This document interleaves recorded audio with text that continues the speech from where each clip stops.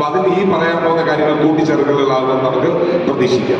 Thank you so much. ചേച്ചി, അപ്പൊ ഇങ്ങനെ വിളിക്കുന്ന ഒരാളെ മുമ്പ് നമുക്കുണ്ടായിരുന്നു, നമ്മുടെ മണിച്ചേട്ടനെ ഇഷ്ടമുള്ളവരൊന്ന് കൈയടിച്ചു.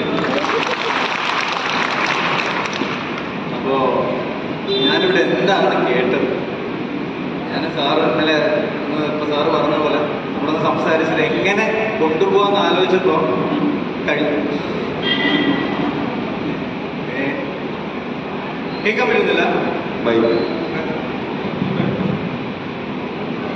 ഇപ്പൊ കേൾക്കുന്നുണ്ടോ?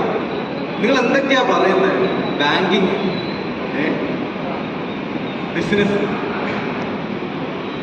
32 മലേഷ്യ ട്രിപ്പ്.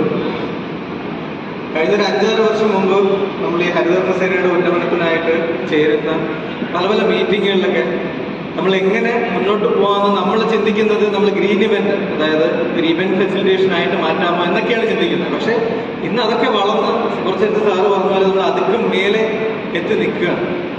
അപ്പൊ അതിന് വളരെ വലിയൊരു കയ്യടിയാണ് നമുക്ക്. ആദ്യമായിട്ട് നിങ്ങൾ തന്നെ ചെയ്യുന്നത്, ഇപ്പം എന്നോട് ഇവിടെ പറഞ്ഞിരിക്കുന്നത് നമ്മൾ സാങ്കേതികമായിട്ട് മാത്രം നീ സംസാരിച്ചാൽ മതി എന്ന് പറഞ്ഞിട്ടാണ്. അപ്പൊ ഈ നിങ്ങൾ ഈ ചെയ്യുന്ന പ്രവർത്തനങ്ങൾ, കുറച്ച് നേരത്തെ ചേച്ചിമാരോട് പറഞ്ഞു, ഞങ്ങൾ water purification test, water work ചെയ്യുന്ന പരിപാടിയാണ്. അപ്പം അത്തരത്തിൽ വരെ നമ്മൾ താഴേക്ക് എത്തിയിരിക്കുകയാണ്. അതായത് നിങ്ങൾ ചെയ്യുന്ന പ്രവൃത്തി എന്ന് പറയുന്നത് സാങ്കേതികപരമായിട്ട് വളരെ മേളിൽ നിൽക്കുന്ന ഒരു പ്രവൃത്തിയാണ്. എനിക്കൊരു ചെറിയൊരു കാര്യം ചോദിക്കാനുള്ളത്, ഇപ്പം നമ്മൾ ഏത് രീതിയിലാണ് കടന്നു പോയിക്കൊണ്ടിരിക്കുന്നത് എന്നുള്ളത് എന്താണ് ചേച്ചി നമ്മളിപ്പോഴത്തെ അവസ്ഥ? ചേച്ചി എന്ന് പറഞ്ഞു. പരിസ്ഥിതി പഴയതിലൊക്കെ നല്ല രീതിയിൽ നമ്മുടെ നേരത്തെ എന്ന് പറഞ്ഞാൽ മാലിന്യങ്ങളെല്ലാം കൂടി കിടക്കുന്നു, പരിസരങ്ങളിലെല്ലാം കിടക്കുന്നു. ഇപ്പം അതിലൊക്കെ മാറ്റമുണ്ട്. ക്ലൈമറ്റ് കുഴപ്പമില്ല, നേരത്തെ നല്ല വളരെ വ്യത്യാസമുണ്ട്. ഇന്നലെ ചില സ്ഥലത്ത് മഴ ഉണ്ടായിരുന്നു ഇല്ലേ? ചിലയിടത്ത് ഇടിമിന്നലുണ്ടായിരുന്നു. എന്താണ് അങ്ങനെ? പണ്ട് ഇവിടെ ഒരുപാട് പേര് ഇവിടെ ഇരിപ്പുണ്ടായിരുന്നു.